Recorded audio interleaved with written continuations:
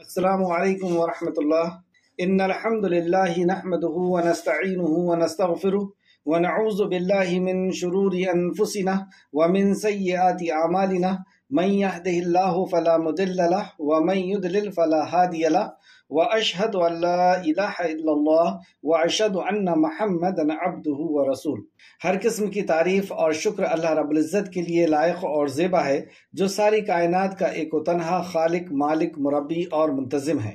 درود و سلام ہو انبیاء اکرام پر، خصوصاً نبی مکرم رحمت للعالمین امام الانبیاء محمد الرسول اللہ صلی اللہ علیہ وسلم پر اور آپ کے اصحاب پر۔ معزز سامعین اکرام، آج انشاءاللہ سورہ فاطر کی آیت نمبر 19 سے کلاس رہے گی۔ اللہ رب العزت سے دعا ہے کہ اللہ رب العزت ہمیں صحیح معنوں میں قرآن مقدس کو سمجھنے، اس پہ غور فکر کرنے، ایمان لانے اور عمل کے ساتھ لوگوں تک پہنچانے کی توفیق عطا فرما۔ صحیح معنوں میں یعنی قرآن کو قرآن کی روح سے سمجھنے، جیسے نبی مکرم صلی اللہ علیہ وسلم نے سمجھایا صحیح احادیث کی روشنی میں، اور جس طرح صحابہ اکرام نے سمجھا، ایمان لایا، عمل کیا۔ یہ ہے کہ صحیح معنوں میں ہم اس کو سمجھیں، اپنی رائے اور اپنے قیاس اور اپنے عقل سے نہیں، جیسے نبی نے سمجھایا اور صحابہ اکرام نے سمجھا، اللہ ویسا سمجھنے کی ہمیں توفیق عطا فرمائے، آمین یا رب العالمین۔ لفظی ترجمے کے اوپر غور کریں، اور یہاں سے مثال اللہ رب العزت اگزامپل شروع کر رہا ہے مومن اور غیر مومن کا۔ تو مومن اور غیر مومن کون ہوتے ہیں وہ بھی ہم تفسیر میں سمجھیں گے۔ وما یستوی الاعمی، وما اور نہیں، یستوی برابر ہو سکتا، اعمی اندھا، والبصیرہ اور دیکھنے والا، یعنی دیکھنے والا اور اندھا برابر نہیں ہو سکتے۔ ولا اور نہ، ولا الظلمات اور نہ اندھیاری، ظلمات اصل میں یہ جمع کا صیغہ ہے تو اندھیاری، ولا اور نہ نور، نور واحد کا صیغہ ہے، نور، یہ دونوں یعنی اندھیاری اور نور برابر نہیں ہو سکتے۔ ولا الظل اور نہ ظل سایہ، ولا اور نہ، ولا الحرور اور نہ دھوپ، حرارت، دھوپ اور سایہ بھی برابر نہیں ہو سکتے۔ وما یستوی اور نہیں برابر ہو سکتے، یستوی برابر ہو سکتے، احیاء زندہ، ولا اور نہ اموات مردہ، تو زندہ اور مردہ برابر نہیں ہو سکتے۔ ان اللہ بے شک اللہ، یسمع وہ سنا دیتا ہے، من جسے، یشاء وہ چاہتا ہے، اللہ جسے چاہے سنا دیتا ہے۔ وما اور نہیں، انت آپ، بے مسمعین سنانے والے، من فی القبور انہیں جو قبروں میں ہیں، آپ انہیں نہیں سنا سکتے جو قبروں میں ہیں، اللہ جسے چاہے انہیں سنا دیتا ہے۔ ان انت نہیں ہے آپ، الا مگر، نذیر ڈرانے والے، یعنی گناہ کے انجام سے ڈرانے والے۔ انا بے شک ہم، ارسلنا کا بھیجا ہم نے آپ کو، بالحق ساتھ حق کے، بشیرا و نذیرا خوشخبری دینے والا اور ڈرانے والا بنا کر۔ وَإِن مِّن امتن اور نہیں کوئی بھی امت، الا مگر، خلا گزرا ہے، فیہا اس میں، نذیر ایک ڈرانے والا، یعنی کوئی امت ایسی نہیں گزری کہ جس میں کوئی اللہ نے ڈرانے والے کو نہ بھیجا ہو، یعنی نبی اور رسول کو نہ بھیجا ہو۔ وَإِن اور اگر، یکذبوک وہ جھٹلاتے ہیں آپ کو، تو ہر قوم نے جھٹلایا تھا، اور یہ بھی اگر آپ کو جھٹلاتے ہیں، جیسے یہاں فرماتا اللہ سبحانہ تعالیٰ، وَإِن یکذبوک اور اگر وہ جھٹلاتے ہیں آپ کو، فقد تو تحقیق، کذبا جھٹلایا، الذین ان لوگوں نے جو، من قبلہم ان سے پہلے تھے۔ تو جب جھٹلایا تو اللہ نے کیسا انتقام لیا؟ جاءتہم آئی ان کے پاس، رسلہم رسول ان کے، بالبینات سات واضح نشانیوں کے، وبالزبور اور سات صحیفوں کے، وبالکتابی اور سات کتابوں کے، منیر روشن، روشن کتابوں کے ساتھ، صحیفوں کے ساتھ۔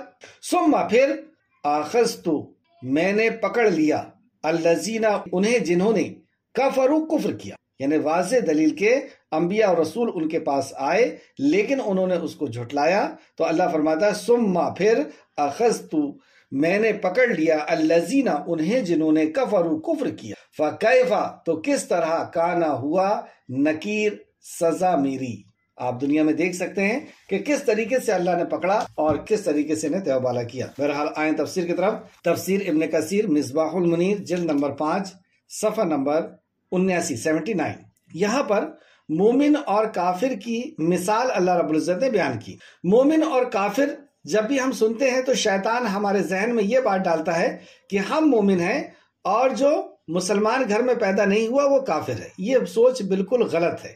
کافر جیسے ہم لوگ بولتے ہیں نا، کوئی بہت زیادہ گناہ کرتا ہے، کرائم کرتا ہے، تو ہم اس کو کرمنل بولتے ہیں۔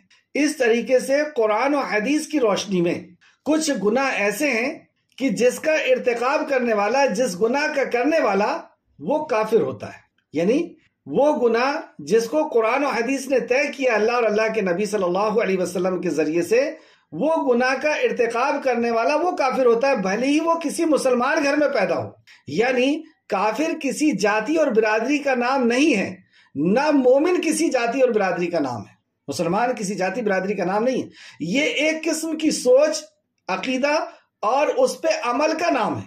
یعنی وہ سوچ جو قرآن و حدیث دیتا ہے اور وہ عمل جو قرآن و حدیث دیتا ہے اور جس میں پابندی لگائی، جس کے تعلق سے اللہ کے نبی نے فرما دیا کہ یہ عمل کرنے والا مومن ہے، وہ عمل کرنے والا مومن، اور جس کے تعلق سے قرآن و حدیث نے یہ بتا دیا کہ یہ عمل کرنے والا، یہ کرائم کرنے والا، یہ گناہ کرنے والا یہ کافر ہے، بھلے ہی وہ مسلمان گھر میں پیدا ہو لیکن وہ کافر ہوگا۔ اگزامپل کے طور پہ ہم دیکھ سکتے ہیں نوح علیہ السلام اولو العزم پیغمبروں میں سے، 5 اولو العزم پیغمبروں میں سے، جنہوں نے 950 سال دعوت کا کام کیا، لیکن ان کا بیٹا ان کے اوپر ایمان نہیں لایا اور کافروں کے ساتھ اس کا انجام ہو گیا، اللہ نے اسے ڈبا ڈبا کر کے ختم کر دیا۔ سیدنا ابراہیم علیہ السلام، ان کے والد کو آپ دیکھ سکتے ہیں، لوط علیہ السلام، ان کی بیوی کو آپ دیکھ سکتے ہیں۔ تو مسلمان گھر میں پیدا ہونے سے ہم مومن یا مسلمان نہیں ہو سکتے جب تک ہمارا عقیدہ، ہماری آستھا اور ہمارا عمل قرآن و حدیث کے مطابق جیسا کہ اللہ نے فرمایا ہے، جیسا کہ رسول اللہ نے فرمایا ہے ویسا نہیں ہوتا۔ جیسے کہ آپ نے نواقص الاسلام شیخ الاسلام کی مشہور کتاب آپ نے پڑھی ہے کہ کچھ عمل ایسے ہیں اور عقیدے ایسے ہیں کہ جس کے بنا پر ایک مسلمان ہونے کے باوجود بھی وہ کافر ہو جاتا ہے، یعنی مسلمان کی باؤنڈری سے وہ نکل جاتا ہے۔ جیسے کچھ عمل وضو کو توڑ دیتے ہیں، نماز کو توڑ دیتے ہیں، روزے کو توڑ دیتے ہیں، اسی طریقے سے کچھ عمل ایسے ہوتے ہیں جو اسلام کے دائرے سے انسان کو نکال دیتے ہیں، یعنی مسلمان کی حد کو توڑ دیتے ہیں اور اس کو وہ کافر بنا دیتے ہیں۔ تو کافر بتانے کا اتنا لمبا مقصد صرف یہ تھا کہ کافر کسی جاتی برادری کا نام نہیں ہے۔ جب کافر کے تعلق سے قرآن کے اندر ہم پڑھیں تو ہم اپنا بھی محاسبہ کریں کہ کہیں ایسا تو نہیں کہ میں ان میں شامل ہو گیا ہوں، وہ کرائم، وہ گناہ، وہ سوچ، وہ عقیدہ میرا تو نہیں ہو گیا کہ جس کے بنا پر اس عقیدے والے اور اس عمل جیسے شرک اکبر کرنے والا دائرہ اسلام سے نکل جاتا ہے۔ تو ایسا کوئی عمل تو میرے سے نہیں ہو گیا جس نے مجھے بھی کافر بنا دیا ہے۔ تو اصل میں جیسی ہم لوگ کافر کا لفظ پڑھتے ہیں تو شیطان دماغ میں یہی بات لاتا ہے کہ یہ ہمارے لیے بات نہیں ہو رہی۔ تو اب آئیں اگزامپل جو اللہ سبحانہ تعالیٰ نے دیا، وَمَا يَسْتَوِي الْأَعْمَى وَالْبَصِيرَ، اور اندھا اور دیکھنے والا برابر نہیں ہو سکتے۔ تو آپ دیکھیں 2 متضاد چیزوں کا یہاں پر ذکر ہے، 2 اپوزٹ چیزوں کا ذکر ہے، یعنی کوئی چیز بتائی جا رہی ہے اور اس کی ضد بتائی جا رہی ہے۔ جیسے اندھا اور دیکھنے والا، تو دیکھنے والا اور اندھا برابر ہو ہی نہیں سکتے، یہ اس کا بالکل اپوزٹ ہے، اس کی ضد ہے۔ اور پھر آگے اللہ فرماتا اور نہ اندھیاری اور نہ روشنی۔ تو اندھیاری، گھنگور اندھیرا اور روشنی یہ دونوں برابر ہو سکتے ہیں؟ کسی حالت میں برابر نہیں ہو سکتے۔ اور نہ سایہ اور نہ دھوپ، تو یہ بھی برابر نہیں ہو سکتے۔ اور اسی طریقے سے اور نہ زندہ اور مردہ برابر ہو سکتے ہیں۔ تو زندہ اور مردہ برابر ہو سکتے ہیں؟ یہ دونوں بالکل الگ چیز ہے، یہ برابر نہیں ہو سکتے۔ پھر آگے اللہ فرماتا ہے بے شک اللہ جسے چاہے سنا دیتا ہے اور آپ ان کو نہیں سنا سکتے جو قبروں میں۔ تو پتہ یہ چلا کہ جو قبر کے اندر ہے اور جو قبر کے باہر ہے، ان دونوں کا تعلق ایک دوسرے سے منقطع ہو چکا ہے، ان دونوں کا تعلق کٹ چکا ہے، ختم ہو چکا ہے۔ اور ویسے بھی موت کو انتقال کہتے ہیں، منتقل ہو جانا، اس دنیا سے برزخی زندگی میں منتقل ہو جانا۔ اور برزخی زندگی، برزخ کا مطلب ہوتا ہے پردہ، یعنی ہماری سوچ سمجھ سے اب وہ باہر چلا گیا، یا تو وہ علین میں ہے یا وہ سجین میں ہے۔ اچھا اگر ہے تو اللہ رب العزت کی اس جگہ میں جو علین ہے، اور اگر برا ہے تو سجین میں۔ بتانے کا مقصد کہ انتقال ہو چکا ہے، قبر میں ہے، تو اس کا دنیا والوں سے تعلق ختم ہو چکا، جیسے کہ کل ہم نے عزیر علیہ السلام کے تعلق سے پڑھا تھا۔ تو اللہ کے نیک بندے ہیں تو اللہ رب العزت کے پاس اونچے مقام پر ہیں۔ جیسے شہداء کے تعلق سے اللہ نے فرمایا کہ خبردار جو راہ اللہ میں، اللہ کی راہ میں جو شہید کیے گئے ہیں انہیں مردہ مت گمان کرو، یعنی تم سوچ بھی نہیں سکتے کہ وہ مردہ ہے، وہ زندہ ہیں۔ اللہ فرماتا وہ زندہ ہے، لیکن کہاں؟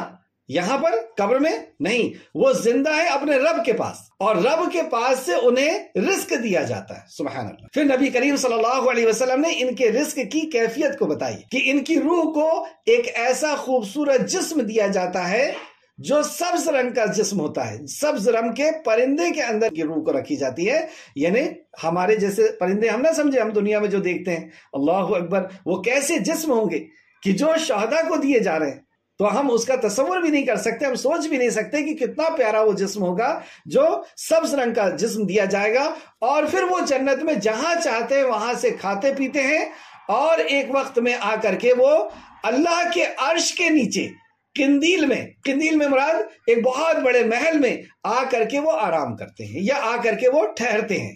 اللہ رب العزت ان سے پوچھتا ہے کہ کیا کچھ چاہیے، کیا کچھ اور تمہیں چاہیے؟ وہ کہتے ہیں کہ اللہ، جو ہم نے سوچا نہیں، جو سمجھا نہیں، وہ بھی ہمیں ملا ہے، اب ہم اس سے علاوہ کیا کر سکتے ہیں؟ لیکن جب بار بار اللہ سبحانہ تعالیٰ ان سے پوچھتا ہے کیا کچھ چاہیے، کیا کچھ چاہیے، تو وہ کہتے ہیں کہ کاش ہمیں دنیا میں ایک بار اور جانے کا موقع مل جائے تو ہم پھر اللہ کے راہ میں شہید ہو کر کے آئیں گے۔ کیوں ایسا کہتے ہیں؟ مطلب کوئی اور ان کی خواہش نہیں ہے، اللہ کے دین کو بلند کرنے کے لیے، اللہ رب العزت کے اس پیغام کو لوگوں تک پہنچانے کے لیے وہ اپنا سب کچھ قربان کرنے کی نیت کر رہے ہیں وہاں پر، یا آرزو کر رہے ہیں کہ یہ اس کا اجر اتنا بڑا ہے کہ اللہ کے دین کے لیے سب کچھ قربان کر دینے کا اجر اتنا بڑا ہے۔ تو بہرحال ان پورے واقعات سے اور سورہ یاسین کی آیت سے بھی ہم کو پتہ چلتا ہے کہ حبیب نجار جب 3 نبیوں کی طرف سے بولنے کے لیے گئے، بستی والوں نے ان 3 نبیوں کو گھیر لیا تھا پتھروں سے مار کر کے ختم کرنے کی۔ ایک شخص، اللہ فرماتا ہے سورہ یاسین کی 2 رکو، ایک شخص شہر کے پرلے کنارے سے دوڑتا ہوا آیا اور کہا کہ اے لوگو، یہ اللہ کے رسول ہیں، ان کی بات مان لو، جبکہ وہ جانتا ہے کہ یہ لوگوں نے گھیر لیا ہے اور اب یہ مار کر کے ختم کر دیں گے، لیکن اس کے ایمان نے اس بات کو برداشت نہیں کیا کہ اللہ کے نبیوں کے ساتھ یہ سلوک ہو اور میں اپنے ایمان کو چھپا کر کے گھر میں بیٹھا رہوں۔ اس کے ایمان نے اس بات کو برداشت نہیں کیا کہ اللہ کی وحدانیت کو میں اعلان نہ کروں، میں توحید کا اور رسالت کا میں اعلان نہ کروں اور گھر میں بیٹھ کر کے میں عبادت کرتا رہوں۔ اس بات کا ان کے ایمان نے برداشت نہیں کیا، اور وہ آ کر کے مجمع میں کہتے ہیں یہ لوگ، اور ایک ایک اسٹیٹمنٹ ایسا ہے کہ جس کو گولڈن سیاہی سے جو ہے نا لکھ لینے لائق۔ ویسے بھی اللہ کا کلام ہے، بہت اونچی چیز اللہ رب العزت نے جو واقعات بیان فرمائے ہیں بہت عبرت سے بھرے ہوئے ہیں۔ تو انہوں نے کہا، دیکھیں اسٹیٹمنٹ کیسا ہے، انہوں نے کہا کہ یہ لوگ اللہ کے رسول ہیں، ان کی بات مان لو۔ کیا میسج ملا؟ کہ کسی کی بات مانی اور ٹھکرائی بھی جا سکتی ہے، لیکن اللہ کے نبی کی بات کو ٹھکرایا نہیں جا سکتا۔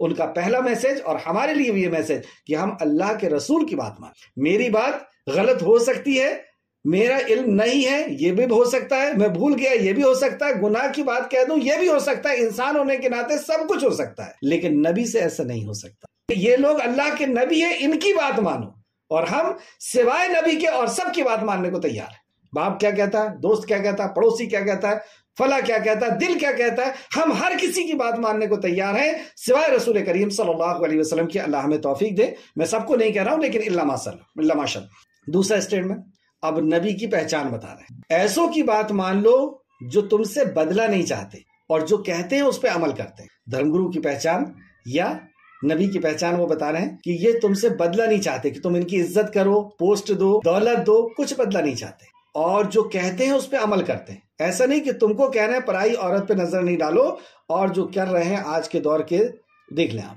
تو یہ جو کہتے ہیں اس پہ عمل کرتے ہیں۔ اللہ اکبر۔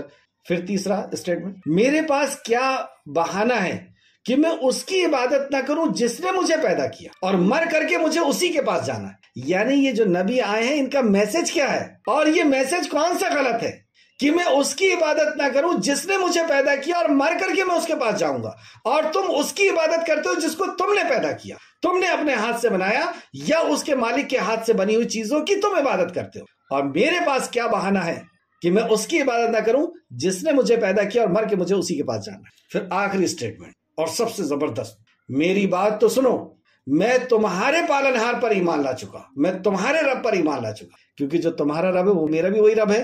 یہ ایک بہت زبردست ہتھوڑا تھا ان کے دماغ پر، اور ذرا سی بھی اگر ان کے اندر جھکاؤ اللہ رب العزت کی طرف سے ہوتا نا، تو یہ لفظ ان کی ہدایت کے لیے کافی ہوتا کہ میری بات سنو، میں تمہارے پالنہار پہ ایمان لایا، ان کے یا میرے نہیں، تمہارے۔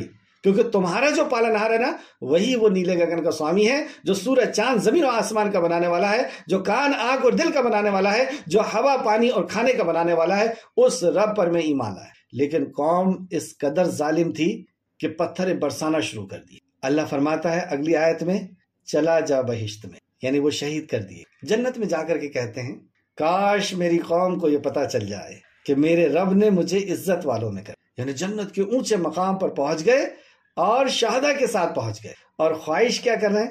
کاش میری قوم کو پتا چل جاتا، یعنی ابھی بھی تڑپ دعوت کی باقی ہے کہ وہ جان لیں کہ یہی کامیابی ہے، اس رب کو ماننے میں ہی کامیابی۔ اور دوسرا میسج کیا ملا؟ کہ میں نہیں جا سکتا، کاش میں چلا جاتا تو میں یہ خبر پہنچا دیتا۔ تو کیا پتہ چلا کہ شہداء نہیں آتے دنیا، وہ جنت کو چھوڑ کے آنے والے ہیں، اللہ انہیں نہیں پہنچاتا۔ قرآن حدیث سے یہ بات کئی مقام پر آپ کو ملے گی۔ تو اللہ رب العزت نے اس آیت کے اندر جو فرمایا کہ جو قبروں میں ہیں آپ انہیں نہیں سنا سکتے، یعنی وہ برزخ کی زندگی ہے، علیین میں ہے یا سجین میں، آپ انہیں نہیں سنا سکتے۔ لیکن یہاں پر جس اینگل سے یا جس زاویے سے بات ہو رہی ہے وہ ہے کہ جو غیر ایمان والا ہے، جو کافر ہے، اس کی مثال اللہ رب العزت نے دیا کہ وہ اندھا ہے، ایک جگہ کہا، اور ایک جگہ کہا کہ وہ اندھیرے کی طرح ہے، گھنگور اندھیروں میں پڑا ہوا ہے، یعنی کئی قسم کے جرم کے اندر وہ ملوث ہے۔ اور ایک جگہ کہا کہ وہ دھوپ ہے، اور ایک جگہ کہا کہ وہ مردہ ہے۔ یہیں پہ اسی آیت میں مردہ کہا، یعنی اس کا ذہنی طور پر چلنے پھرنے کے اعتبار سے تو وہ زندہ نظر آ رہا ہے، لیکن اصل میں اس کی عقل کی اندھا پن ہے، دکھ تو رہا ہے، اسے دیکھ رہا ہے، لیکن اس کی عقل اندھی ہے کہ وہ اللہ رب العزت کی معرفت حاصل نہیں کر پا رہا۔ اس کا دل اندھا ہے، دل اس کا مردہ ہے، جو اللہ رب العزت کی عظمت کو وہ نہیں پہچان پا رہا۔ تو ایسے لوگوں کو آپ نہیں سنا سکتے، یہاں پر یہ مراد لی جائے گی کہ ایسے لوگوں کو آپ نہیں سنا سکتے۔ اب دیکھیں تفسیر ابن کثیر صفحہ نمبر 79، یہ مثال اللہ تعالیٰ نے مومن اور کافر کے لیے بیان فرمائی ہے کہ مومن اس طرح ہے جیسے زندہ انسان ہو، اور کافر اس طرح ہے جیسے مردہ انسان ہو، جیسے کہ دوسرے مقام پہ اللہ نے فرمایا سورہ انعام آیت نمبر 112، بھلا وہ شخص جو پہلے مردہ تھا پھر ہم نے اس کو زندہ کیا۔ پہلے وہ مردہ تھا، یعنی بڑے بڑے کرائم جس کو اللہ نے منع کیا ہے اور جس کو کرنے سے انسان کافر ہو جاتا ہے، تو پہلے ایسا تھا، یہ بڑے بڑے کرائم کرتا تھا، بڑے بڑے جرم کرتا تھا، جیسے شرک کا جرم ہے، جیسے جادو کا جرم ہے، ایسے بڑے بڑے جرم کرتا تھا، اور پھر اللہ رب العزت نے اسے زندہ کر دیا، یعنی اسے ایمان والا بنا دیا۔ تو اللہ فرماتا ہے بلا شبہ جو شخص پہلے مردہ تھا پھر ہم نے اس کو زندہ کیا اور اس کے لیے روشنی کر دی، جس کے ذریعے سے وہ لوگوں میں چلتا پھرتا ہے، یعنی اس کو اللہ رب العزت نے اپنا نور کتاب و سنت دے دیا اور اس روشنی سے وہ چلتا ہے، قرآن و حدیث کے حساب سے وہ چلتا ہے۔ کہیے اس شخص جیسا ہو سکتا ہے جو اندھیروں میں پڑا ہوا ہے، اندھیروں میں یعنی کئی قسم کے گناہوں میں پڑا ہوا ہے اور اس سے نکل ہی نہیں سکے، اور اس سے وہ نکل نہیں سکتا۔ کیا دونوں برابر ہو سکتے ہیں؟ نہیں ہو سکتے۔ تو یہاں سے اس آیت سے کیا پتا چلا کہ اللہ نے مردہ کہا ہے جس کے اندر توحید کا نور یا جس کے اندر ایمان نہیں ہے۔ سورہ ہود آیت نمبر 24 میں اللہ فرماتا ہے دونوں فریق یعنی ایک ایمان والے اور ایک غیر ایمان والے کی مثال ایسی ہے۔ پھر یہاں پہ ایک اگزامپل اللہ نے دیا، جیسے ایک اندھا اور بہرا اور ایک دیکھنے والا اور سننے والا۔ اللہ، اس کی مثال یہ اندھا بھی ہے، بہرا بھی ہے، اور مومن دیکھنے والا اور سننے والا، بھلا دونوں کا حال یکساں ہو سکتا ہے؟ یعنی دنیا میں بھی ان کا حال ایک جیسا نظر نہیں آئے گا، وہ کئی قسم کی پریشانیوں کے اندر، ڈپریشن کے اندر پڑا ہوگا، تو ان دونوں کا حال ایک جیسا نہیں۔ اب یہاں پر جو بات لکھے ہیں تفسیر ابن کثیر نے، اس میں آپ کو اور مجھے محاسبہ کرنا ہے اپنا کہ ہم کیا ہیں۔ لکھتے ہیں مومن دیکھتا سنتا اور دنیا و آخرت میں صراط مستقیم پر روشنی میں چلتا ہے، صراط مستقیم کی روشنی میں۔ صراط مستقیم کیا ہے؟ اللہ کا کلام، نبی کا فرمان، جس پہ صحابہ نے سچ چلے۔ تو کیا آپ اور میں اس پہ چل رہے ہیں؟ تو مومن تو یہی ہے کہ اس صراط مستقیم پر، اس روشنی میں چلتا ہے جو اللہ سبحانہ وتعالیٰ کی دی ہوئی ہے۔ پھر سے دیکھیں اور محاسبہ کریں، اللہ مجھے بھی توفیق عطا فرمائے، ہم سب کو توفیق عطا فرمائے کہ ہمیں اللہ سچا اور پکا مومن بنا دے۔ تو مومن دیکھتا سنتا اور دنیا و آخرت میں صراط مستقیم کی روشنی میں چلتا ہے، صراط مستقیم کی روشنی میں چلتا ہے۔ آیت نمبر 23، آپ تو صرف ڈرانے والے ہیں، یعنی یہ جو بہرے گونگے اور مردے ہیں ان کو آپ نہیں سنا سکتے، یعنی یہ ہدایت دینا آپ کے اختیار میں نہیں ہے، ہدایت تو اللہ سبحانہ تعالیٰ دیتا ہے۔ کیوں؟ ہدایت کا راہ بتانے والے نبی مکرم صلی اللہ علیہ وسلم ہے، ہدایت کی راہ بتانے والے، لیکن چلنے کی توفیق یہ اللہ سبحانہ تعالیٰ دیتا ہے۔ کیوں ایسا؟ کیونکہ کون چلنے کے لائق ہے، یعنی کون طلبگار ہے، کون جستجو کرتا ہے، یہ اللہ رب العزت جانتا ہے۔ تو جو اللہ رب العزت کی طرف جھکتا ہے، اس سے دعا کرتا ہے، اس سے جدوجہد کرتا ہے دین کی طرف آنے کی، تو اللہ رب العزت اپنی عبادت اس سے کرواتا ہے۔ اور جو نہیں جھکنا چاہتا، اللہ زبردستی اپنی عبادت اس سے نہیں کراتا۔ اس لیے اللہ رب العزت جس کا دل اس لائق ہوتا ہے کہ اسے ہدایت دے، اللہ اسے ہدایت دیتا، اور جس کا دل اللہ کی طرف جھکنا نہیں چاہتا، اللہ کو سجدہ نہیں کرنا چاہتا، اللہ اسے چھوڑ دیتا ہے۔ تو ہدایت اس لیے کس کے ہاتھ میں ہے؟ اللہ سبحانہ تعالیٰ کے ہاتھ میں، کیونکہ دلوں کا حال جاننے والا اور رات کے اور دن کے عمل کا جاننے والا صرف اور صرف اللہ ہے۔ اور نبی کریم صلی اللہ علیہ وسلم کا مقام و مرتبہ بتا دیا کہ آپ کو ہم نے ایک خاص ذمہ داری کے ساتھ اور کام کے ساتھ بھیجا ہے کہ آپ انہیں خبردار کر دیں، حساب تو اللہ لے گا، آپ انہیں بتا دیں، حساب تو اللہ لے گا۔ جیسے یہاں فرمایا آپ تو صرف ڈرانے والے ہیں، یعنی جو برے کام کر رہے ہیں ان کو آپ ڈرا دیجئے کہ اس کا انجام برا ہے۔ تم جو برا کام کر رہے ہو، اللہ کا حق ادا نہیں کر رہے، یا والدین کا حق ادا نہیں کر رہے، یا بیوی کا حق ادا نہیں کر رہے، جو بھی تم برا کام کر رہے ہو اس کا انجام برا ہے، اور کس گناہ کی کیا سزا ہے وہ آپ بتا دیجئے ان کو۔ بلا شبہ ہم نے آپ کو حق کے ساتھ خوشخبری دینے والا اور ڈرانے والا بنا کر کے بھیجا ہے، شاہداً وبشیراً ونذیراً، اور کوئی امت ایسی نہیں ہوئی جس میں کوئی ڈرانے والا نہ گزرا ہو۔ یعنی ہر امت میں اللہ رب العزت نے رسولوں کو بھیجا ہے، ڈرانے والا ہر امت میں اللہ رب العزت نے بھیجا ہے۔ اور سورہ ملک میں بھی آپ نے دیکھا کہ جب جہنم کی طرف لوگوں کو باندھ کر کے لے جایا جائے گا تو فرشتے روک کر کے پوچھیں گے کیا تمہیں اس عذاب سے کوئی ڈرانے والا نہیں آیا تھا؟ وہ کہیں گے کیوں نہیں، ڈرانے والے تو آئے تھے، لیکن ہم نے ان کی خبر کا انکار کیا، جھوٹا سمجھا، انکار کیا۔ کاش ہم ان کی بات ٹھیک سے سنتے اور سمجھتے تو آج جہنمیوں میں ہمیں آنا نہ پڑتا۔ سورہ ملک آپ دیکھیں، جب بھی کوئی جہنمی جا رہا ہے اس سے پوچھا جا رہا ہے کہ یہ اس کی خبر تمہیں پہنچی تھی کہ نہیں۔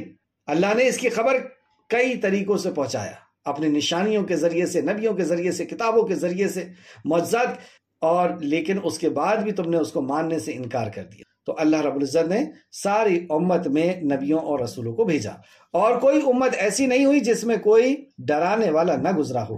اور اگر وہ آپ کو جھٹلاتے ہیں، لیکن نبی مکرم کو یہ بہت زیادہ کثرت کے ساتھ، بہت زیادہ طاقت کے ساتھ جھٹلا رہے تھے، انکار کر رہے تھے، تو اللہ رب العزت نے خبر دی اور دلاسا دیا۔ اور اگر وہ آپ کو جھٹلاتے ہیں تو ان لوگوں نے بھی جھٹلایا تھا جو ان سے پہلے تھے، مطلب یہ جو مکہ کے لوگ ہیں، یہ جو جھٹلا رہے ہیں، آپ سے پہلے بھی نبی آئے تھے اور ان کی قوم نے بھی ان کو جھٹلایا تھا۔ ان کے پاس ان کے رسول واضح نشانیاں اور صحیفے اور روشن کتاب لے کر آئے تھے، واضح نشانیاں کہ ہاں یہ اللہ کے رسول ہیں۔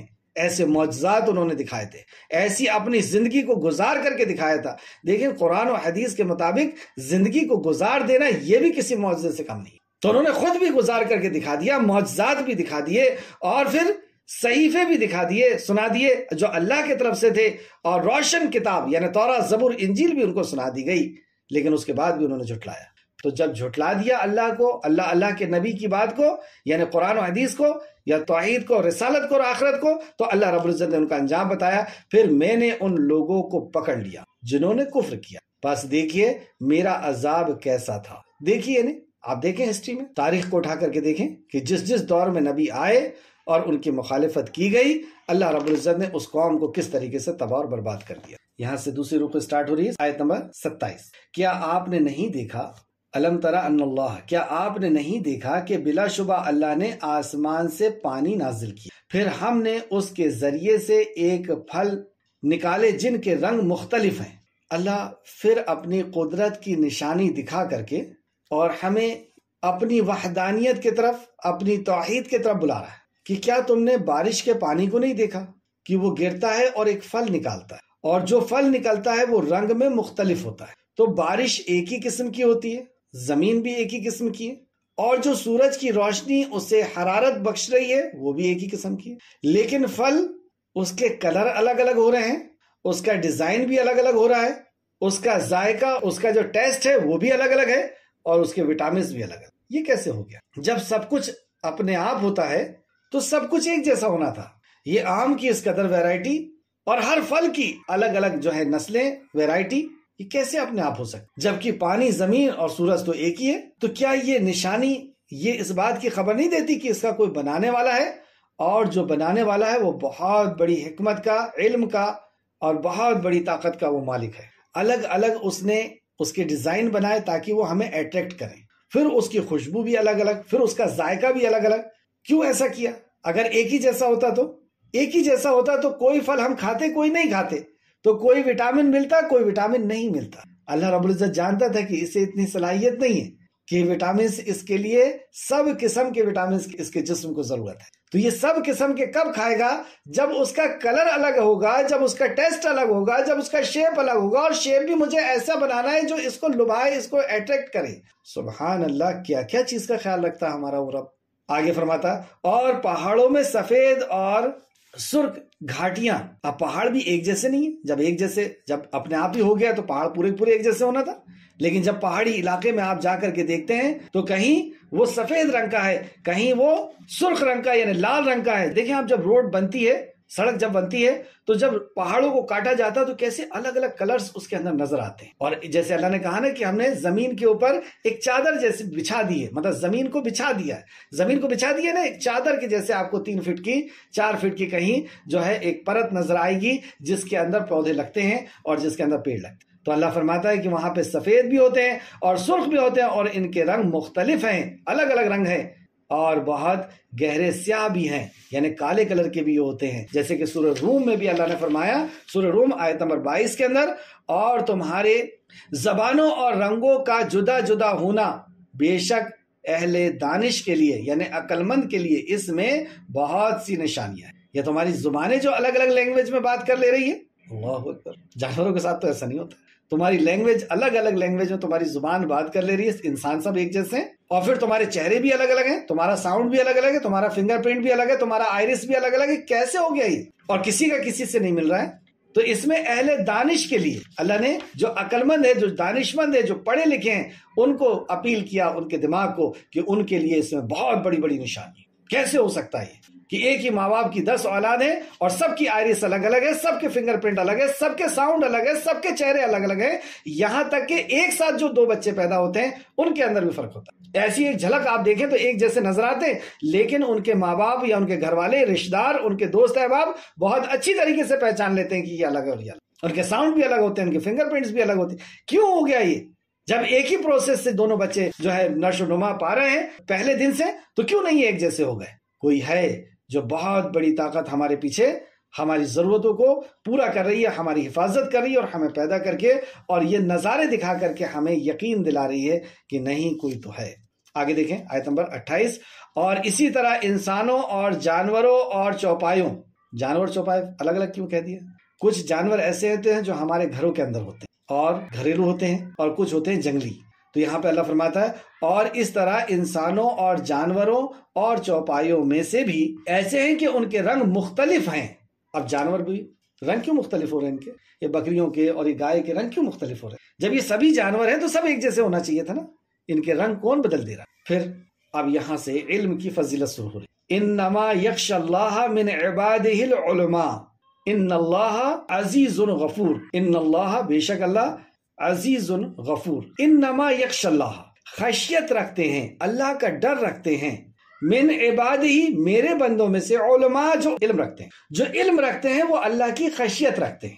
خشیت کیا چیز ہے؟ اللہ کا ڈر، اور اللہ کے ڈر کی فضیلت، جس دل کے اندر اللہ کا ڈر آ گیا، یوں سمجھیے کہ اس کی تو کامیابی پکی ہے۔ چند حدیث وقت کم ہونے کی وجہ سے، ورنہ میں یہ چاہتا تھا کہ صرف خشیت کے اوپر پورا ایک کلاس ہو ہماری، کہ کتنی بڑی نعمت ہے اللہ کا ڈر آ جانا۔ 7 لوگ کل حشر کے میدان میں، جب سورج 1 میل پر ہوگا، نفسا نفسی کا عالم ہوگا، لوگ اپنے پسینے میں ڈوب رہے ہوں گے، اس وقت 7 قسم کی صفت والے اللہ کے سائے کے نیچے چلے جائیں گے۔ اللہ کے سائے کے نیچے چلے گئے یعنی اب ان کو ایسا فیل ہوگا جیسے کہ ہم اے سی میں آ گئے۔ یہ کون 7 خوش نصیب لوگ ہیں؟ اس میں سے ایک شخص وہ ہے جو اکیلے میں اللہ رب العزت کی خشیت سے، اللہ کے ڈر سے اس کی آنکھیں رو پڑی اور اس کی آنکھ سے آنسو گر گئے۔ یہ اللہ کی خشیت سے گرا ہوا آنسو حشر کے میدان کی تپش اور گرمی سے اسے بچا لیا۔ یہ ہے خشیت۔ ایک اور بتاتا ہوں میں آپ، جو بہت ڈینجر جرم ہے، لیکن اس کے باوجود بھی صحیح حدیث نبی کریم صلی اللہ علیہ وسلم نے فرمایا کہ ایک شخص نے اپنے بچوں کو نصیحت کیا کہ جب میں مر جاؤں تو مجھے جلا دینا۔ اور جب میں جلا دیا جاؤں جو راکھ بچے، کچھ راکھ کو ہوا میں اڑا دینا، کچھ راکھ کو پانی میں بہا دینا، کچھ راکھ کو اور کچھ اس طریقے سے۔ وصیت تھی، باپ مر گیا، بچوں نے ایسے کیا کہ اس کو جو ہے جلا دیا، اڑا دیا۔ اللہ رب العزت نے حکم دیا ہوا کو، پانی کو، زمین کو، اور اس کے سارے ذرات اکٹھا ہو گئے۔ اللہ رب العزت نے اسے اپنے سامنے پیش کیا، ایسا کیوں کیا تم نے؟ وہ کہتا اللہ تیرے ڈر سے۔ میں نے ایسا سوچا کہ جب یہ سب کچھ ختم ہو جائے گا تو میں تیرے سامنے حاضر نہیں کیا جاؤں۔ اے اللہ مجھے تیرے سامنے حاضری کا ڈر تھا، یہ ہے خشیت، کہ اس ڈر سے اللہ میں نے ایسا کہہ دیا۔ اللہ نے کہا کہ یہ ڈر، اس ڈر کی وجہ سے تجھے معاف کیا۔ کل انشاءاللہ تعالیٰ اس کا ریفرنس دوں گا، اور بھی بہت سی حدیثیں آپ کو ایسی ملے گی جس میں اللہ کی خشیت، اللہ کا ڈر اتنی قیمتی چیز ہے۔ یہ خشیت، یہ ڈر ہی تو ہے جو ہم کو گناہوں سے بچاتا ہے۔ اور یہ ڈر کیسا ہے؟ دو قسم کے ڈر ہوتے ہیں۔ ایک، ہم اگر کوئی والدین کے خلاف کام کر رہے ہیں، جیسے سگریٹ پی رہے ہیں، اور ابو آ جائیں تو ڈر ہوگا۔ کیوں ڈر ہوا؟ کیونکہ میرے والد مجھ سے ناراض ہو جائیں گے، ان کا روٹھ جانا میں برداشت نہیں کر سکتا۔ میں ان سے اتنی محبت کرتا ہوں کہ ان کی ناراضگی میں برداشت نہیں کر سکتا۔ اور باپ سے محبت کی امید بھی ہے۔ اور ایک ڈر وہ ہوتا ہے کہ سانپ نکل گیا اور ڈر گیا۔ تو یہ سانپ نکل گیا اور جو بندہ ڈر رہا ہے اس سے اس کی رحمت کی امید نہیں ہے، تو اللہ سے کون سا ڈر ہونا؟ اللہ سے ایسی محبت کی اس کی نافرمانی کا ڈر ہو، اور اللہ سے ایسا ڈر کہ اس کی شفقت، اس کی رحمت کی بھی امید ہو۔ تو یہ ڈر کب آئے گا انسان کے اندر؟ یہ خشیت کب آئے گی؟ جب وہ اللہ کی معرفت حاصل کرے گا، جب وہ جانے گا کہ وہ رحمان ہے، وہ رحیم ہے، وہ کریم ہے، وہ غفور ہے۔ جیسی جیسی اس کی صفات کو وہ جانے گا، یہی وہ علم ہے کہ میرے بندوں میں سے جو علم والے ہیں وہ مجھ سے ڈرتے ہیں، کیونکہ انہوں نے اللہ کی معرفت حاصل کر لی، اللہ کی پہچان حاصل کر دی، اور اللہ کی پکڑ کو بھی انہوں نے جان لیا کہ جب وہ پکڑ کرتا ہے تو پھر یہ نہیں دیکھتا کہ یہ کس کا باپ ہے اور کس کی بیٹا ہے اور کس کی بیوی ہے۔ اس کی پکڑ بھی اتنی سخت ہے تو وہ پکڑ سے بھی ڈرتا ہے، یعنی پکڑ کے ڈر سے وہ گناہوں سے بچ جاتا ہے، اور اللہ کی محبت اسے نیکی پہ ابھارتی ہے۔ تو یہ کب آئے گا؟ جب علم ہوگا۔ تو اللہ کی معرفت کا، اللہ کا جب علم ہوگا تو بندے کے اندر جو ہے اللہ کی خشیت آئے گی۔ اب اس آیت کو دیکھیں، انما، بے شک، یخش اللہ، اللہ کی خشیت، من عباد ہی، اس کے بندوں میں سے، علماء ہی رکھتے ہیں۔ کیوں؟ وہ آپ نے سمجھ لیا، کیونکہ اس نے اللہ کی معرفت حاصل۔ ایک مسئلہ بہت اہم پتہ چلا اس، علماء کی نشانی، علماء کی پہچان بتائی گئی کہ جس کے دل میں اللہ کی خشیت ہوتی ہے۔ تو جس کے دل میں اللہ کی خشیت نہیں وہ علماء نہیں سمجھے، کیونکہ اللہ کی کتاب یہ بتا رہی، اللہ کا کلام یہ بتا رہا ہے کہ اللہ سے ڈرتے ہیں علماء، اور جو نہیں ڈر رہا ہے اور لوگ اس کو علماء کہہ رہے ہیں، بہت بڑا جبہ کبا اور سب لگا لیا، بہت اچھی داڑھی اور بہت القاب اور بہت ساری ڈگریاں، لیکن اللہ کا ڈر نہیں۔ تو اللہ کی کتاب کیا بتا رہی ہے؟ نہیں، ایسا نہیں ہو سکتا۔ جو علماء ہے وہ اللہ سے ڈرنے والے، یعنی جو اللہ سے نہیں ڈر رہا وہ علماء نہیں، اس آیت کی روح سے۔ اچھا، اب اس کے لیے دلیل مجھے دینا پڑے گا۔ دیکھیں تفسیر ابن کثیر صفحہ نمبر 82۔ علی بن ابو طلحہ نے ابن عباس رضی اللہ عنہ سے اس آیت کریمہ کی تفسیر میں روایت کیا کہ ان سے مراد وہ لوگ ہیں، کیا بیان کیا؟ ابن عباس رضی اللہ عنہ جو مفسر قرآن ہیں، سے آیت کریمہ کی تفسیر میں روایت کیا ہے کہ اس سے مراد وہ لوگ ہیں جو یہ جانتے ہیں کہ اللہ تعالیٰ ہر چیز پر قادر ہے۔ مطلب یہ علماء کس کو کہتے ہیں؟ جو یہ جانتے ہیں کہ اللہ ہر چیز پر قادر۔ دوسرا، ابن عباس رضی اللہ عنہ سے یہ بھی روایت ہے کہ اللہ تعالیٰ کے بندوں میں سے عالم وہ ہے جو اس کو کسی کا شریک نہیں بناتے، یعنی عالم ابن عباس فرماتے ہیں کہ وہ ہے جو مشرک نہیں ہوتا، عالم وہ ہے جو توحید پرست ہوتا ہے۔ پھر آگے فرماتے ہیں، پھر اس کے بعد مطلب پہلے سب سے پہلی چیز، سب سے اونچی چیز کہ وہ توحید پرست ہوتے ہیں، وہ شرک کرنے والے نہیں ہوتے، اور دوسری چیز ہم روایت کرتے ہیں اس کے حلال کو حلال اور حرام کو حرام جانتے ہیں، وہ عالم ہے۔ پھر تیسرا کہتے ہیں اس کی وصیت کو یاد رکھتے ہیں، اللہ نے جو وصیت کی ہے قرآن میں اس کو یاد رکھتے ہیں، اور اسے یقین ہو کہ وہ اپنے رب سے ملنے والا ہے جو اس سے اس کے تمام اعمال کا حساب لے۔ مطلب اللہ کی وصیت کو بھی یاد رکھتے ہیں اور انہیں یہ یقین ہوتا ہے کہ انہیں مرنے کے بعد اپنے رب سے ملاقات کرنا ہے۔ تو یہ 3 اور 4 صفت بتائی، یہ علماء ہے۔ پہلا، وہ شرک سے دور ہوتے ہیں، دوسرا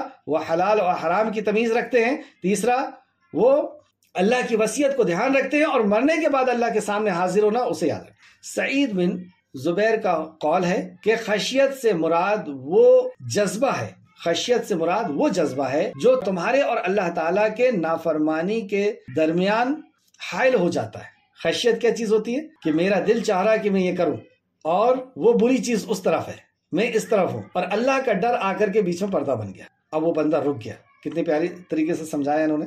حسن بصری کہتے ہیں، اب یہ قول بھی سنیں، حسن بصری رحمۃ اللہ علیہ کہتے ہیں کہ عالم وہ ہے جو اللہ تعالیٰ سے بن دیکھے ڈرتا ہو۔ صاف طور پر عالم وہ ہے جو اللہ سے بن دیکھے ڈرتا ہو، جو قرآن کی روح سے انہوں نے جواب دیا، اس چیز سے رغبت رکھے جس سے اللہ تعالیٰ نے ترغیب دی ہو، مطلب اس چیز کا اس کو شوق ہو، رغبت ہو، کوشش ہو، جس چیز کی اللہ نے رغبت دی ہے، یعنی جس چیز کی طرف اللہ نے بلایا ہے، اور اس چیز سے بے نیاز ہو جائے جس پر اللہ تعالیٰ نے ناراضگی کی ہو۔ یہ ہے عالم کہ اللہ نے جس چیز کی رغبت دی ہے ادھر دوڑتا ہے، اور جس چیز روک دیا اس رک جاتا ہے۔ پھر امام حسن بصری رحمۃ اللہ علیہ نے اس آیت کریمہ کی تلاوت کی۔ پہلے یہ بتا دیا کہ عالم کون ہے، پھر بتایا کہ اللہ رب العزت بھی دیکھو یہی فرماتا ہے، اور کیا فرماتا ہے؟ انما یخشى اللہ من عباده العلماء، اللہ سے تو اس کے بندوں میں سے صرف وہ ڈرتے ہیں جو صاحب علم ہیں، بے شک اللہ غالب اور بڑا بخشنے والا ہے۔ یہ عالم کی فضیلت کے تعلق سے اللہ رب العزت ہم سب کو علم حاصل کرنے کی توفیق عطا فرمائے، تاکہ ہمارے اندر بھی وہ قیمتی صفت جو اللہ رب العزت کو بہت پیاری ہے، اور وہ ہے اللہ کا ڈر، اللہ کی خشیت، اور اسی کا دوسرا نام تقویٰ بھی۔ تو یہ خشیت اتنی قیمتی نعمت ہے کہ اس شخص نے بہت بڑا جرم کیا تھا کہ اپنے آپ کو جلوا کر کے اور راکھ کو بکھار دیا تھا، اور اس کے عقیدے میں بھی ایک بگاڑ تھا۔ کیا بگاڑ تھا؟ کہ اگر ایسا ہو جائے گا تو اللہ مجھے زندہ نہیں کرے گا۔ اللہ اکبر! لیکن اس کے باوجود بھی خالق کائنات کو یہ صفت اتنی پسند آئی، اللہ کا ڈر، اللہ کی خشیت، کہ اللہ رب العزت نے، اور ایک شخص دیکھیں ایک بار وہ رو دیا اللہ کے ڈر سے، اکیلے میں بیٹھ کر کے رو دیا، اس آنسو کی اللہ کے پاس اس قدر ہو گئی، کیونکہ وہ آنسو اللہ کے ڈر کے ساتھ نکلے۔ تو یہ اللہ کا ڈر، اللہ کی خشیت علم سے آئے گی، اور اس سے بڑی علم کی فضیلت اور کیا ہو سکے۔ تو علم ہم حاصل کریں، سب سے پہلے اللہ کی معرفت کا علم، دین کی معرفت کا علم، اور رسول اللہ صلی اللہ علیہ وسلم کی معرفت کا علم۔ آگے اور دیکھیں علم کے ہی تعلق سے چند باتیں اور، ان الذین یتلون الکتاب اللہ۔ اب یہاں سے عالم کی 3 صفت کا ذکر ہو رہا ہے۔ یہاں پہ عالم بتا دیا اللہ نے کہ عالم جو ہے وہ خشیت رکھنے والے، تو آپ اور میں ہم سب کہیں گے کہ صاحب ہم تو خشیت رکھنے والے۔ تو اب تم صفت سنو کہ یہ صفت اگر ہے تو پھر واقعی تم عالم۔ صفت کیا بتاتا ہے اللہ رب العزت؟ ان الذین یتلون الکتاب اللہ، بلا شبہ جو لوگ اللہ کی کتاب پڑھتے ہیں، تلاوت کرتے ہیں۔ تلاوت سے کیا مراد ہے؟ یتلو علیہم آیاتہ ویزکیہم ویعلمہم الکتاب والحکمہ وان کانوا من قبل لفی ضلال مبین۔ یہاں سے تلاوت کا مفہوم کیا پتہ چلا؟ رسول کریم صلی اللہ علیہ وسلم نے بغیر سمجھے گھر میں بیٹھ کر کے قرآن کو پڑھا ہوتا تو یہ دین ہم تک نہیں پہنچ۔ آپ نے سمجھ کر کے سمجھاتے ہوئے مکہ کے دشمنوں کو اس قرآن کو سنایا تھا، وہ ہے تلاوت۔ تو عالم وہ جو اللہ کی آیت کی تلاوت کرتا ہے۔ دوسرا، وَأَقَامُوا الصَّلَاةَ، اور نماز کو قائم کرتے ہیں، پڑھتے نہیں، پڑھنے کا کہیں حکم نہیں ہے، قائم کرتے ہیں، یعنی اس کے سارے فرائض اور نوافل اور سنتوں کو اہتمام کرتے ہوئے اور جماعت کے ساتھ، ہے نا، اور جو بھی اس کی شرائط ہیں اس سب سے مل کر کے قائم بنا، تو نماز کو قائم کرتے ہیں۔ تیسری صفت، وَأَنفَقُوا مِمَّا رَزَقْنَاهُمْ سِرًّا وَعَلَانِيَةً، جو اللہ نے انہیں دیا ہے وہ اسے خرچ کرتے ہیں چھپا کر کے بھی اور ظاہر، مطلب جہاں جیسی ضرورت ہے اس انداز میں کرتے ہیں۔ اگر کسی کو ابھارنا ضروری ہے تو دکھا کر کے خرچ کرتے ہیں تاکہ وہ بھی جذبہ اس کے اندر پیدا اور وہ بھی دے اللہ کے راستے، اور جب چھپا کر کے دینا مطلوب ہوتا ہے تو چھپا کر کے بھی دیتے ہیں، یعنی نیت ان کی دونوں طرف اللہ ہی کی رضا ہوتی ہے۔ وہ دکھا کے کیوں دے رہے ہیں؟ تاکہ دوسرے بھی سن کر کے اور وہ بھی دینے والے بنے، تو وہ دکھا کر کے اور اعلانیہ بھی دیتے ہیں۔ یہ کیسی تجارت ہے پتہ ہے آپ کو؟ یہ تجارت کی امید رکھتے ہیں جو ہرگز تباہ نہیں ہوگی، یرجونا تجارت لن تبور، ہرگز فنا نہیں ہوگی، ہرگز ختم نہیں ہوگی۔ ترجمہ یہ ایسی تجارت کے امید رکھتے ہیں۔ یہ تجارت یعنی ٹریڈنگ، بزنس۔ تو بزنس میں کیا ہوتا ہے؟ کچھ چیز دیتے ہیں، کچھ چیز لیتے ہیں، یعنی مطلوب چیز کو لیا جاتا ہے، پسندیدہ چیز کو لیا جاتا ہے، اور اس کو لینے کے لیے کچھ چیز دی جاتی ہے۔ تو یہ کیا چیز لے رہے ہیں؟ انہیں چاہیے جنت، تو انہوں نے دنیا کو دے دیا کہ اب میں دنیا، جس نے خرید لیا اس کے مطابق وہ جیے گا۔ بکی ہوئی چیز اپنے مرضی سے چل سکتی ہے، وہ تو بک چکی، تو جس نے اسے خریدا وہ اسے چلائے گا. تو یہ تجارت اللہ سے کیا، اللہ نے مومنوں کو پسند کیا اور ان کی جانوں اور مالوں کو خریدا. جب یہ آیت نازل ہوئی صحابی کہتے ہیں اچھا اللہ نے جانوں اور مالوں کو خرید لیا تو بدلے میں کیا دے گا؟ اللہ کے نبی نے فرمایا جنت دے گا. خوش ہو گئے کہ ٹھیک ہے ہم بکنے کو تیار ہیں، اے اللہ تو خرید لے، اور اب جب ہم بک گئے ہیں تو تیرے حساب سے ہم اٹھیں گے، بیٹھیں گے، سوچیں گے، چلیں گے، پھریں گے، کھائیں گے، پیئیں گے تیرے حساب سے، بدلے میں ہمیں جنت چاہیے. تو یہ ایسی تجارت کی امید رکھتے ہیں جو ہرگز تباہ نہیں ہوگی. آگے آیت دیکھیں، آیت نمبر 30، تاکہ وہ اللہ انہیں ان کے اجر پورا دے اور انہیں ایسے فضل سے نواز دے کہ بے شک وہ بہت بخشنے والا نہایت رحم فرمانے والا ہے. آیت نمبر 31، اور اے نبی ہم نے جو کتاب آپ کے طرف وحی کی ہے وہی حق ہے، ان کتاب کی تصدیق کرنے والی ہے جو ان سے پہلے آئی، مطلب جو پہلے کتاب تورات زبور انجیل آئی ہے اس کی یہ تصدیق کرتی ہے. بے شک اللہ اپنے بندوں سے خوب باخبر ہے، خوب دیکھنے والا ہے. اللہ رب العزت نے پھر اپنی یہاں پہ صفت لے کر کے آیا. یہ ساری آیتوں میں آپ دیکھیں ہر آیت میں اکثر و بیشتر اللہ کی دو صفتیں آ رہی ہیں. اس آیت میں اسی صفت کو کیوں لایا گیا؟ اس کا ایک گہرا تعلق ہوتا ہے. دوسرا یہ کہ صفت سے اللہ کی معرفت ہوتی، تو اس آیت میں اس صفت کو لا کر کے اللہ رب العزت اپنی کون سی معرفت کرا رہا ہے، اس بات کو غور کرنا چاہیے. اللہ مجھے اور ہم سب کو توفیق عطا فرمائے. اصل آیت اب آ رہی ہے جس کی تفسیر میں آج کرنا چاہ رہا تھا، تو 5 منٹ آج زیادہ ہو جائے گا، لیکن سنیں اس آیت کی تفسیر. آیت نمبر 32، ثم اورثنا الکتاب الذین، پھر ہم نے ان لوگوں کو کتاب کا وارث بنایا جنہیں ہم نے اپنے بندوں میں سے چن لیا. سبحان، یہ اللہ کے چنے ہوئے بندوں کی بات ہو رہی ہے. ہم نے ان کو کتاب کا وارث بنایا.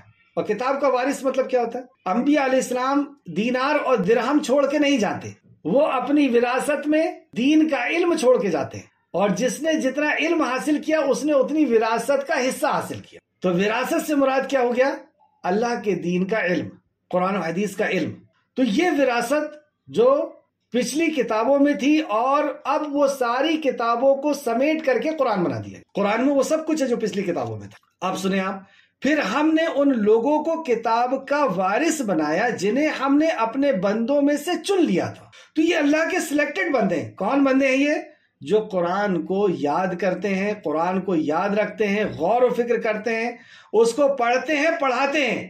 یہ چنے ہوئے اور سلیکٹڈ بندے ہیں.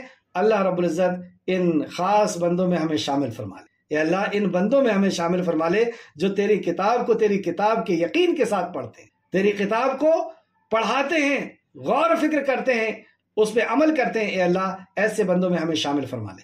اب ان بندوں کے اندر بھی 3 قسم کے لوگ ہیں، 3 قسم کے بندے، یعنی جو کتاب کے وارث ہیں، جو کتاب کو پڑھتے پڑھاتے ہیں، غور و فکر کرتے ہیں، جو سمجھتے ہیں اللہ کی کتاب سمجھ کر کے، ان کے اندر بھی 3 لوگ ہیں، اور وہ تینوں قیمتی لوگ ہیں. دیکھیں آپ، پھر ہم نے ان لوگوں کو کتاب کا وارث بنایا جنہیں ہم نے اپنے بندوں میں سے چن لیا تھا. چنے ہوئے بندے نا، اس لیے تینوں قیمتی ہیں. لیکن انسان ہونے کے ناطے ان کے اندر 3 کیٹیگریز ہیں. پہلا کون سا ہے؟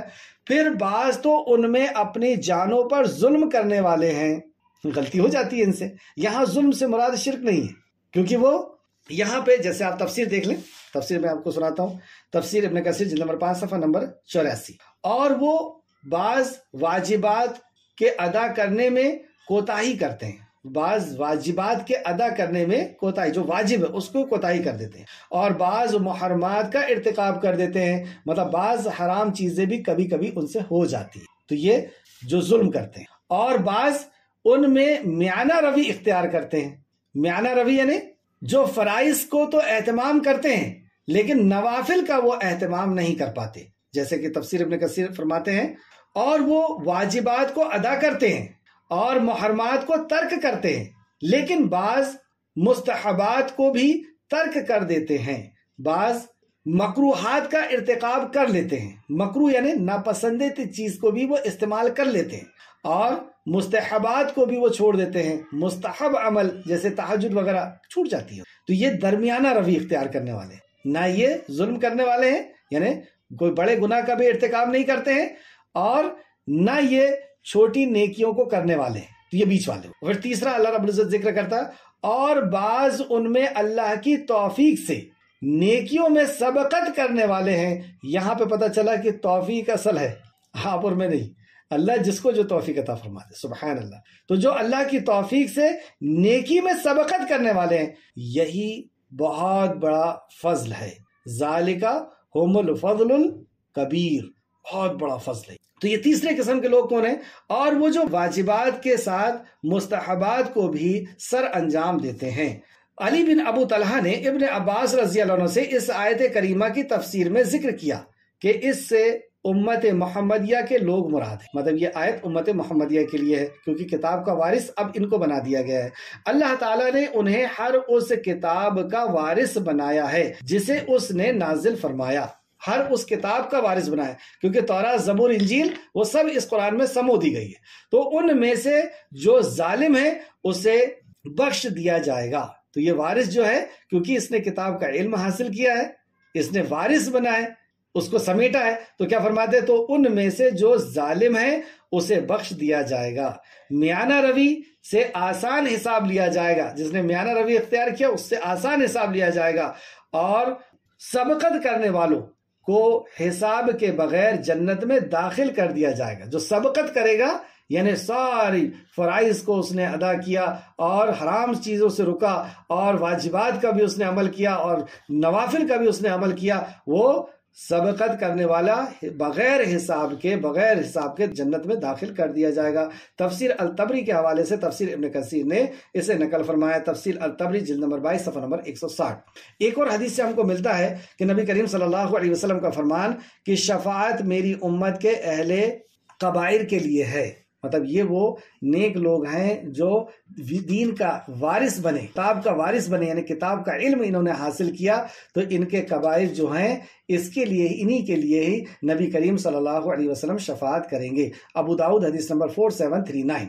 تو قبائل سے مراد میں بار بار کہہ رہا ہوں کہ وہ کبیرہ نہیں ہے جو شرک ہے، ان الشرک لظلم عظیم جس کو کہا، اور شرک کی کوئی معافی نہیں۔ نبی کریم صلی اللہ علیہ وسلم نے شفاعت کے تعلق سے فرمایا کہ میری شفاعت ہر اس شخص کو نصیب ہوگی جو شرک نہیں کرے گا۔ اب ایک وارث کی محنت کا ایک نمونہ میں آپ کو دکھانا چاہتا ہوں، جو یہاں فرمایا نا ثم اورثنا الکتاب الذین، پھر ہم نے ان لوگوں کو کتاب کا وارث بنایا جسے اللہ نے پسند کیا۔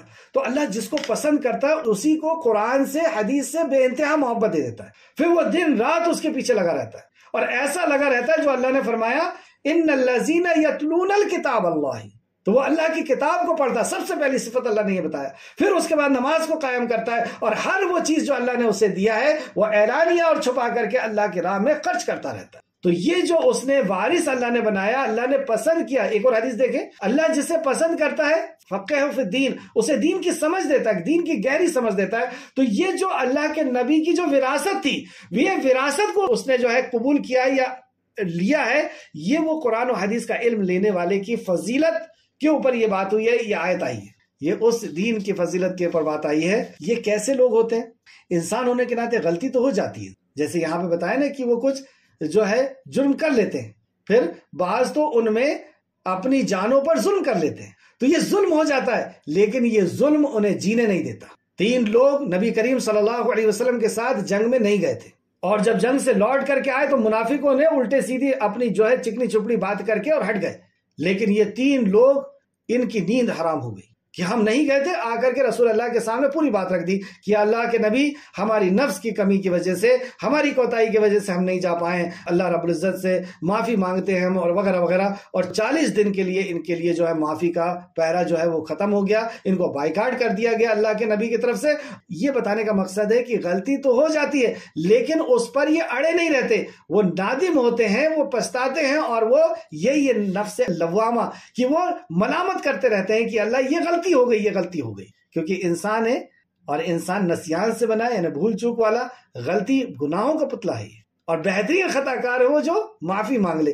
یہ وہ صفت ہے کہ وہ جان پہ ظلم تو کر لیتے ہیں، لیکن پھر وہ ایسی تائب ہوتے ہیں، ایسی توبہ کرتے ہیں، ایسے گڑ گڑاتے ہیں اللہ کی بارگاہ میں۔ لیکن کب ہوگا یہ؟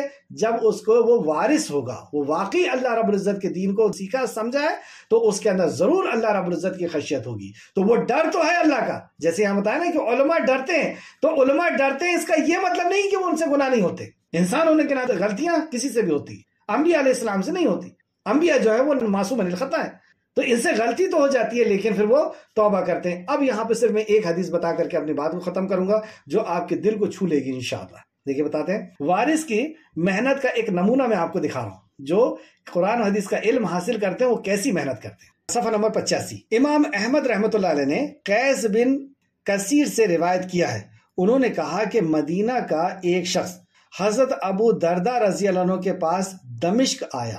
کہاں کا شخص؟ مدینہ کا۔ حضرت ابو دردہ رضی اللہ عنہ، یہ رضی اللہ عنہ یعنی صحابی ہیں اور وہ تابعین ہیں، کیونکہ ان کا شاگرد بننے آ رہا ہے وہ۔ اور کہاں سے آ رہا ہے وہ؟ مدینہ سے دمشق۔ مدینہ سے دمشق تقریباً کم و بیش 1300 کلومیٹر ہے، 1300 کلومیٹر۔ اور آج جب یہ سڑکیں بن گئی ہے تو کئی اونچی نیچی جگہ کو سیدھا کر دیا گیا ہے۔ ایگزیکٹ بھی اگر آپ آج دیکھیں گے گوگل میں سرچ کر کے تو 1272 کلومیٹر، یعنی کم و بیش 1300 کلومیٹر۔ چلیں اب حدیث دیکھتے ہیں۔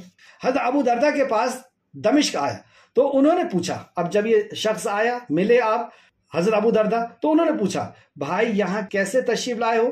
انہوں نے جواب دیا مجھے معلوم ہوا ہے کہ آپ رسول اللہ صلی اللہ علیہ وسلم کی ایک حدیث بیان کرتے ہیں۔ مجھے یہ معلوم ہوا ہے کہ آپ رسول اللہ کی ایک حدیث بیان کرتے ہیں۔ تو کیا وہ حدیث ان کے پاس نہیں تھی؟ ان کے پاس تھی وہ حدیث، لیکن وہ حدیث کس سے تھی؟ وہ فلاں نے فلاں سے سنا، فلاں نے فلاں سے سنا اور فلاں نے مجھے بتایا۔ حدیث تھی لیکن اس میں راوی تھی، اور جب مجھے یہ پتا چلا کہ آپ نے ڈائریکٹ رسول اللہ سے سنا ہے تو اب میں آپ سے سننے کے لیے آیا ہوں تاکہ یہ حدیث اور اسٹرانگ ہو جائے۔ پہلے بھی حدیث تھی اور اسٹرانگ ہی تھی کیونکہ سارے راوی جو ہے وہ ثقہ ہیں، لیکن آپ سے انہوں نے سنا تھا اور پھر اس نے اس سے سنا تھا، اس نے مجھے بتایا، اور اس نے جب مجھے بتایا تو راوی مجھے آپ ملے اور آپ حیات تھے، اس لیے میں مدینہ سے دمشق آپ کے پاس آیا ہوں کہ وہ حدیث ڈائریکٹ مجھے مل جائے کہ اب میں یہ کہوں کہ میں نے ابو دردہ سے سنا اور ابو دردہ نے رسول اللہ سے سنا۔ اللہ اکبر۔ ایک حدیث آگے سنیں آپ۔ انہوں نے پوچھا، ابھی بھی ابو دردہ رضی اللہ عنہ کیا پوچھ رہے ہیں؟ انہوں نے پوچھا آپ تجارت کے لیے تو نہیں آئے؟ انہوں نے جواب دیا نہیں، میں تجارت کے لیے نہیں آیا۔ انہوں نے پوچھا آپ کسی اور ضرورت سے تشریف لائے ہیں؟ یعنی کوئی شادی بیاہ کا معاملہ ہے، کچھ بچوں کی رشتے کے معاملے، کچھ اور وجہ سے آئے؟ انہوں نے جواب دیا نہیں۔ انہوں نے پھر انہوں نے پوچھا آپ صرف اس حدیث کے لیے آئے ہیں؟ انہوں نے جواب دیا جی ہاں۔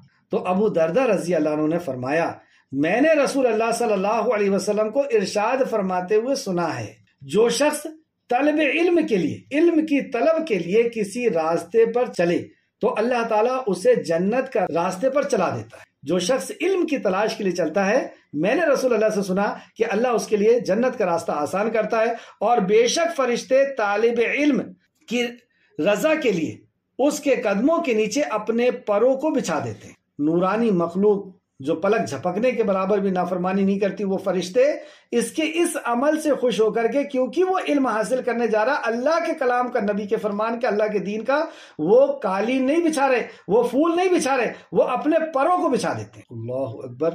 اور بلا شبہ جو کچھ آسمانوں اور زمین میں ہے، جو کچھ آسمانوں اور زمین میں، حتیٰ کہ پانی میں مچھلیاں عالم کی مغفرت کی دعا کرتے ہیں۔ آسمان اور زمین میں جتنی مخلوق، فرشتے بھی آ گئے اس میں، اور پانی کے اندر مچھلیاں، یہ عالم کی مغفرت کی دعا کرتے ہیں۔ عالم کے لیے گھر بنگلہ گاڑی نہیں مانگ رہے، مغفرت جو سب سے قیمتی دعا ہے۔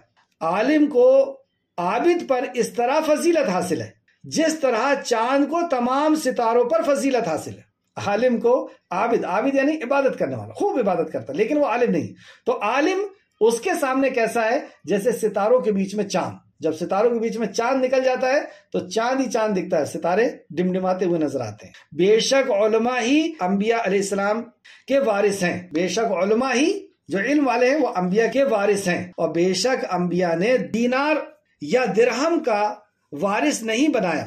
انبیاء جب گئے اس دنیا سے تو دینار و درہم یعنی دولت کا وارث نہیں بنایا کسی کو، بلکہ انہوں نے علم کا وارث بنایا، علم کا وارث بنا۔ بس جس نے اسے لیا اس نے وافر حصہ لے لیا، جس نے اس علم کو لے لیا اس نے وافر حصہ یعنی اس نے وراثت، انبیاء کی وراثت کو سمیٹ لیا۔ سنن مسند احمد جلد نمبر 5 صفحہ نمبر 196 اور حدیث نمبر 2683 2683۔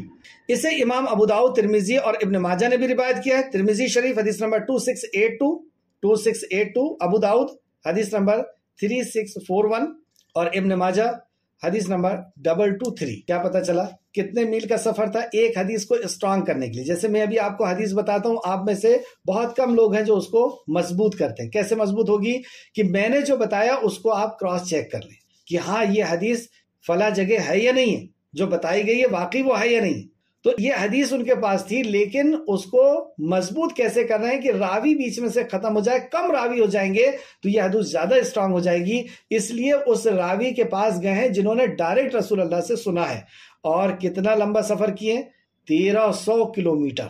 اور اس ٹائم میں کوئی پلین نہیں تھا اور کوئی کار نہیں تھی آج کے دور کی، کہ مدینہ سے دمشق جانے میں یا تو ٹھنڈ کا موسم ہوگا یا بارش کا موسم ہوگا یا گرمی کا موسم ہوگا. اور اس ٹائم کے لوگ جب سفر کرتے تھے، آپ بھی اپنے دادا پر دادا سے پوچھے گا کہ اس وقت جب آپ حج کرنے گئے تھے تو وہ ساتھ میں کفن لے کر کے جاتے تھے کہ راستے میں اگر کہیں مر گئے تو کوئی ملنے والی نہیں ہے دکانیں، اور اسی کفن میں لپیٹ کر کے وہاں دفنا دیا جائے گا. اس لیے لے کے جاتے تھے. لوگ آج بھی لے جاتے ہیں لیکن اصل اس وجہ سے لے کے جاتے تھے. تو ایسا سفر، اور کس چیز پہ سفر کیے ہوں گے؟ یا تو اونٹ ہوگا یا گھوڑا ہوگا. تو اس اونٹ پر ٹھنڈ اگر ہوگا موسم تو کتنی ٹھنڈ برداشت کیے، گرمی ہوگی تو کیسی گرمی کی لپٹ برداشت کیے، بارش ہوگی تو کیسی بارش کے پانی کو انہوں نے برداشت کیا، اور پھر وہاں پر وہ پہنچے صرف ایک حدیث کو مضبوط کرنے. یہ ہے دین سے محبت، نبی کریم صلی اللہ علیہ وسلم کی حدیث سے محبت. ایسے نہیں پہنچ گیا آپ اور میرے تک یہ دین.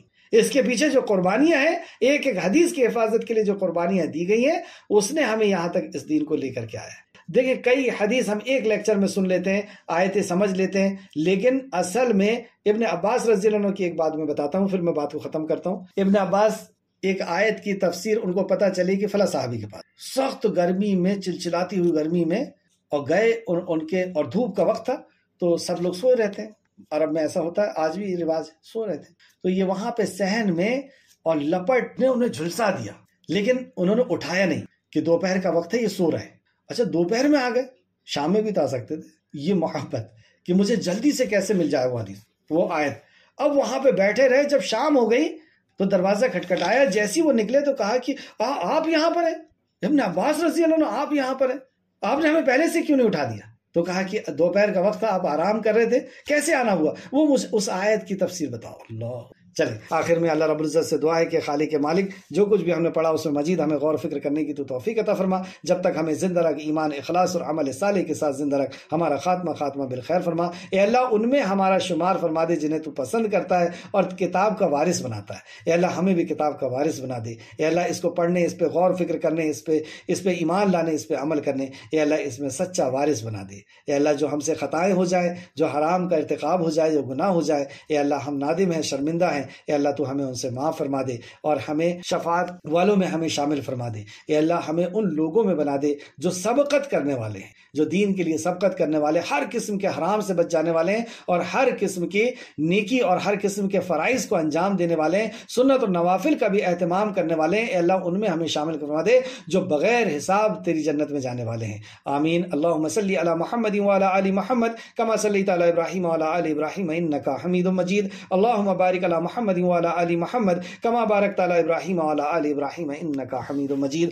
آمین یا رب العالمین. السلام علیکم ورحمۃ اللہ وبرکاتہ.